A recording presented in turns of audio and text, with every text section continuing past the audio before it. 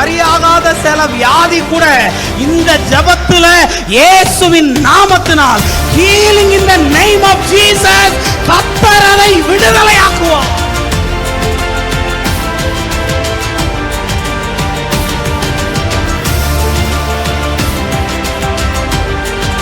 கர்த்தர் இன்னைக்கு சொல்றாரு, அந்த முள்ளை எல்லாம் நான் உடைய பண்ணி ஒன்ன நான் மலராக மாற பண்ணுகிற நாட்கள் இந்த மீட்டிங்ல வரப்போகுது இயேசுவின் நாமத்தினால.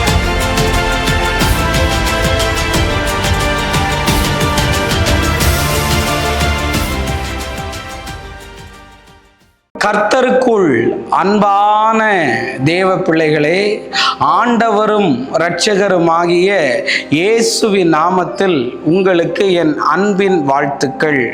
இந்த நல்ல நாளிலேயும் சங்கீதம் 38 அதனுடைய 10வது வசனத்தை வாசிக்கிறேன். என் உள்ளம் குழம்பி அலைகிறது என்று எழுதியிருக்கிறத பார்க்க முடியும். தாவீது சொல்றாரு, என்னால தெளிவாவே இருக்க முடியல, என் இருதயம் குழம்பி அலையுதுன்னு.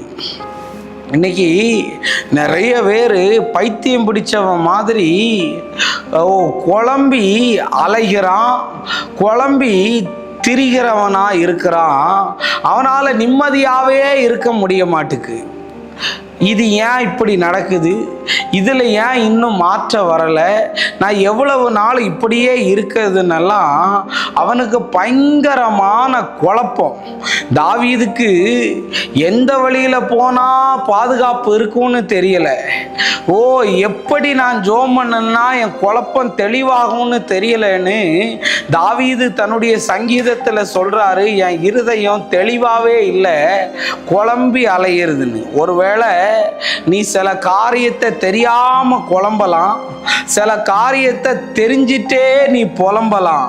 ஆனா உன்னுடைய புலம்பலையும் அவர் இன்று தெளிவாக்குகிறவராய் இருக்கிறார். ஆமேன்.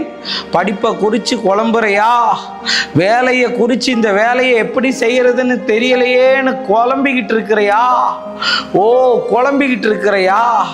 கவலைப்படாத, ஆண்டவர் ஒரு தெளிவை தரப்போகிறார். உன் கணவனை குறித்து ஒரு தெளிவு, உன் மனைவியை குறித்து ஒரு தெளிவு, உன் பிள்ளைகளை குறித்து ஒரு தெளிவு, உன் வேலையை குறித்து ஒரு தெளிவை தந்து உன்னை புலம்ப விடாம ஆண்டவர் பாதுகாப்பா. ஆனா இன்னைக்கு நிறைய பேர் பைத்தியமே பிடிக்கிற மாதிரி இருக்குன்னு சொல்றான். நிறைய பேர் என் வாழ்க்கையில என்ன நடக்குதுன்னே தெரியலன்னு சொல்றான். ஏன் எனக்கு பதில் வர மாட்டுக்கு, ஏன் என்னால் முன்னேற முடியலையெல்லாம் இருக்கிறான். எப்போவுமே கலங்கி தான் ஒரு தண்ணி தெளியும்.